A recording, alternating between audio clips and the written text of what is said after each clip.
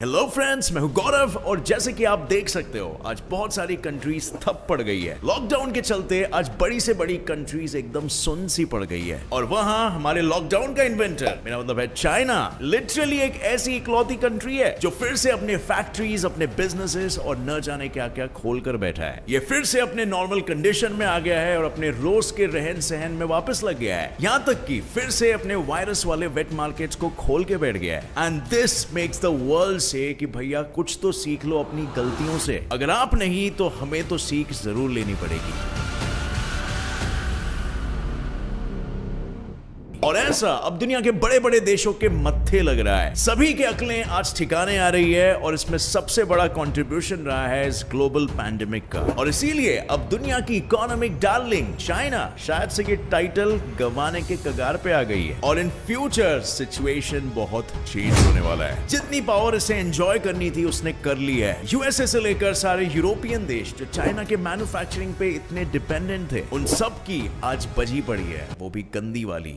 I'm not kidding friends, इन सब की आंखें असल में खुल चुकी है और ये ढूंढ रहे हैं अपने नए मैन्युफैक्चरिंग के अड्डे दुनिया भर में। और ऐसी 3 कंट्रीज है जो चाइना को मैन्युफैक्चरिंग में बराबर का टक्कर दे सकती है और उनमें से एक है हमारा देश भारत, जो आने वाले कुछ सालों में the next manufacturing hub of the world बन सकता है और एंजॉय कर सकता है the economic super power just like China, या शायद उससे भी ज्यादा, क्योंकि इंडिया एक डेमोक्रेटिक कंट्री है। द फ्यूचर ऑफ इंडिया काफी ब्राइट है फ्रेंड्स, और ये कोई इल्यूजन या कोई ड्रीम नहीं है, ये डेफिनेटली हो सकता है। और जब ऐसा होगा तो आप सब भी अपना सीना गर्व से चौड़ा उठोगे। तो क्या आप नहीं जानना चाहेंगे कि कैसे हमारा भारत देश उस स्थान तक पहुंच सकता है और हमें उसके लिए क्या कॉन्ट्रीब्यूशन एक बेसिक इंडिविजुअल लेवल पर निभाना पड़ेगा। और फिर बहुत ही जल्द हमारा देश भी उस स्थान पर पहुंच जाएगा जहां पर आज चाइना खड़ा है। सो बिल्कुल अंत तक देखना इस वीडियो को माय फ्रेंड्स, क्योंकि ये वीडियो एक इंडियन के लिए बहुत ही इंपॉर्टेंट होने वाला है और इंडिया का भविष्य बदलने में आप सब भी अपना कंट्रीब्यूशन दे पाओगे। So let us not waste any time anymore and let us get started with today's video titled the fall of China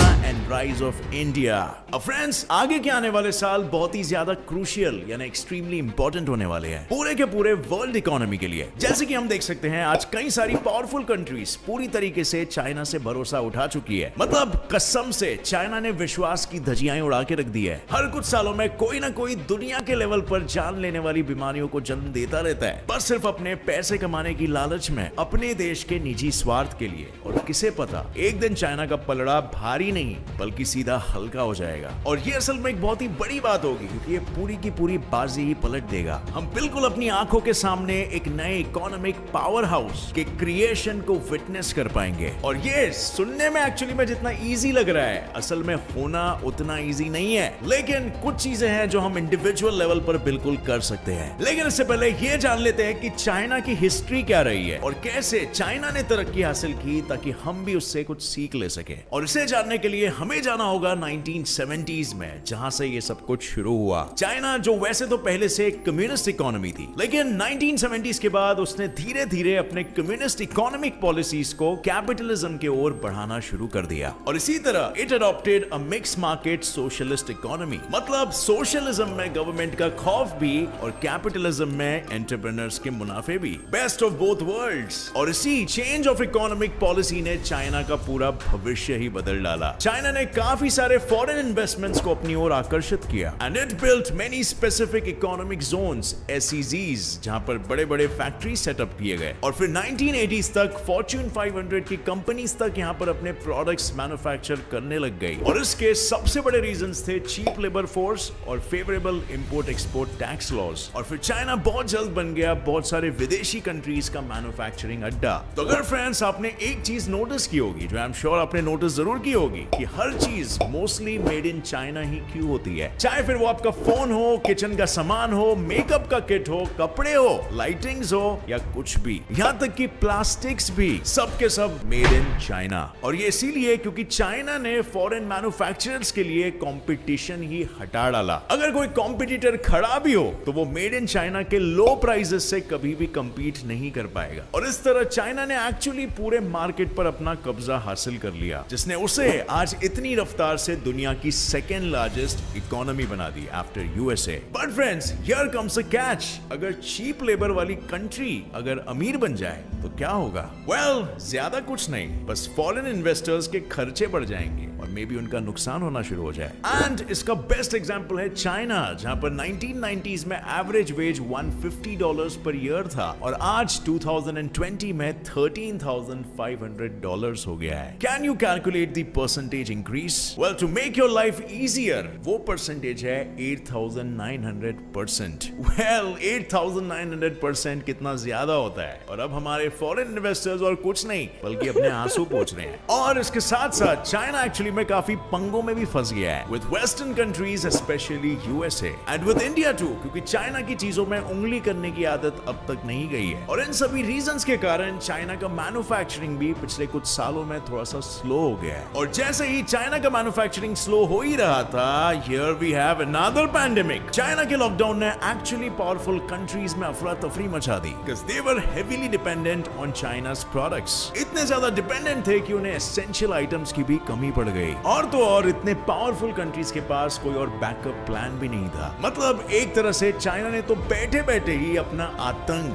पूरे दुनिया में फैला डाला, और फिर तभी जाके इन देशों की आंखों की पट्टी एक्चुअली में खुली। They realized that they've put all their money blindly in one place, all eggs in one basket। और क्या आपको पता है फ्रेंड्स, चाइना दुनिया का सेकेंड लार्जेस्ट ड्रग्स और मेडिसिन का एक्सपोर्टर भी है। और पैंडेमिक्स के चलते आज हर जगह उसी के द्वारा पहुंचाई जाने वाली दवाइयां, ग्लोव्स, मास्क एटसेट्रा सभी की शॉर्टेज हो गई है, और जिन्हें मिल रही है उन्हें मिल रहा है डिफेक्टिव माल, और वो पहली फुर्सत में ये सड़ा हुआ माल चाइना को वापस कर दे रहे हैं। इतना ही नहीं, बाकी के सेक्टर्स भी इससे बुरी तरह से इफेक्ट हुए हैं। बिजनेसेस को 1 से 2 महीने तक का डीले सहना पड़ा। और आखिर हम क्यों है चाइना पर इतने डिपेंडेंट, जब हम मेक इन इंडिया प्रोडक्ट्स को यूज कर सकते हैं? देन व्हाई बाय चीनी माल जो 3 महीने से ज्यादा तो वैसे भी चलता नहीं है। और फ्रेंड्स, यहां तक कि हम चाइना को बराबरी की टक्कर भी दे सकते हैं, क्योंकि इंडिया और चाइना में काफी सारी सिमिलैरिटीज भी है। जैसे दोनों देशों की पॉपुलेशन वर्ल्ड में सबसे ज्यादा है। China ranks 1, closely followed by India which is number 2। और इतना ही नहीं, बल्कि 1980s के पहले चाइना की इकोनॉमी भी एग्रीकल्चर डोमिनेटेड थी, जैसे आज इंडिया है। इंडिया में आज 45% वर्कफोर्स एग्रीकल्चर सेक्टर में है। और जैसे चाइना की मेजॉरिटी पॉपुलेशन मैन्युफैक्चरिंग सेक्टर की वजह से अपनी पॉवर्टी यानी कि गरीबी से उठी, बिल्कुल वैसे ही हमारे देश इंडिया की 30 करोड़ जनसंख्या पिछले 2 दशक में पॉवर्टी से उभरी है। बट हमारे देश की ग्रोथ मैन्युफैक्चरिंग सेक्टर या एग्रीकल्चर सेक्टर के तरक्की से नहीं हुई है, बल्कि सर्विस सेक्टर के बलबूते पे हुई है। Despite agriculture being the backbone of Indian economy, हमारी सर्विस सेक्टर ने एक्चुअली में बाजी मार ली है। सर्विसेज जैसे banking, information technology, retail service etcetera ने तेजी से इंडिया के ग्रोथ में कंट्रीब्यूट किया है। इनफैक्ट इंडिया आज सेकेंड लार्जेस्ट सेलफोन मैन्युफैक्चरर है in the entire world after China, जो कि एक बहुत बड़ी बात है। मेक इन इंडिया के चलते 2014 में सिर्फ 3 मैन्युफैक्चरिंग यूनिट्स खोले गए थे, और आज 268 से भी ज्यादा मैन्युफैक्चरिंग और एलाइड मैन्युफैक्चरिंग यूनिट्स इंडिया ने खोले हैं। 82% mobile phones used in India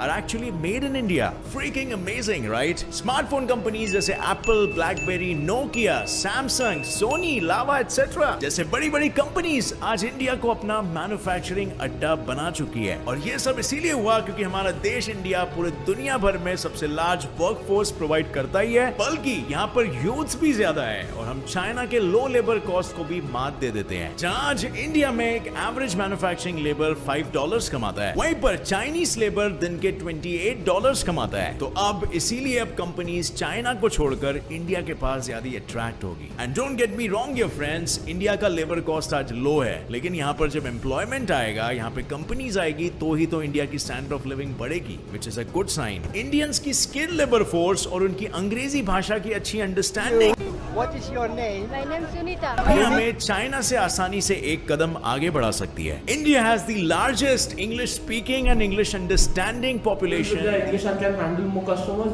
for the voice in process. the entire world as well. And plus, India is also a democratic country, जिसके साथ दुनिया के हर डेमोक्रेटिक कंट्री अच्छे बिजनेस रिलेशंस रखना चाहेंगे। और ये लिटरली एक बहुत ही बड़ी बात है फ्रेंड्स, क्योंकि यही सब गुणों के कारण आज बड़े बड़े मल्टीनेशनल कंपनीज इंडिया के ग्रोथ में इन्वेस्ट करने को रेडी है। और ये आप आजकल देख ही सकते हैं कि कैसे साल भर साल हमारा देश आगे बढ़ते ही जा रहा है। और बस सिर्फ एक बाधा जो हमारे ग्रोथ के आड़े आती है, और वो है इंडिया का poor infrastructure. Just this one issue friends, और इमेजिन करिए अगर हमने ये इशू को भी सॉल्व कर दिया तो हम कहां से कहां पहुंच जाएंगे। और ये असल में हमारे सामने एक बड़ी चुनौती है फ्रेंड्स। इंफ्रास्ट्रक्चर को डेवलप करना कोई बाएं हाथ का काम नहीं है, हम सबको मिलकर एकजुट होकर इसकी तरफ वर्क करना होगा। We cannot solely depend on the government for that. जितना ये करना उनका काम है उतना ही ये करना हमारा काम भी है। अगर आप एक एंटरप्रेन्योर या बिजनेसमैन हैं तो आप अपने टैक्सेस और सभी चीजें रेगुलरली भरिए और कंट्रीब्यूट करिए इंडिया के सोशल वेलफेयर डेवलपमेंट में। आप कुछ ऐसा बिजनेस मॉडल चुन सकते हो जो पैसे के साथ साथ इंडिया को तरक्की के राह में भी लेके जाए, कुछ पॉजिटिव और कंस्ट्रक्टिव बदलाव लाए एक सोशल लेवल पर। और अगर आप वर्किंग क्लास हो तो आप यही इंफ्रास्ट्रक्चर को बेहतर ढंग से यूज करें। जैसे हम अपने घरों को जितना साफ सुथरा रखते हैं वैसे ही हमें अपने देश को भी साफ सुथरा रखना है। जस्ट कोई चीज पब्लिक प्रॉपर्टी है बोल के उसे मिसयूज करना जरा भी सही नहीं है। यहाँ पर हम सभी इंडियंस को एक माइंडसेट शिफ्ट लाना होगा। हमें एक डेवलप्ड कंट्री के सिटीजन की तरह सोचना होगा और अपने देश से उसी तरीके से प्यार करना होगा जिस तरह हम अपने पेरेंट्स से करते हैं। हमारी गवर्नमेंट हमारे लिए बहुत कुछ तो कर रही है और इनफैक्ट इस पैंडेमिक के वक्त वो दूसरे देशों को भी मेडिसिन सप्लाई करके उनकी भी मदद कर रही है। इंडिया आज टेकिंग पोजीशन से गिविंग पोजीशन में है, जो निस्वार्थ भाव से आज देशों की मदद कर रहा है, जो कि ग्लोबल लेवल पर भी हमारी एक बहुत ही अच्छी छवि यानी कि इमेज क्रिएट कर रहा है। और ये हमें एक्चुअली में हेल्प कर सकता है हमारे वो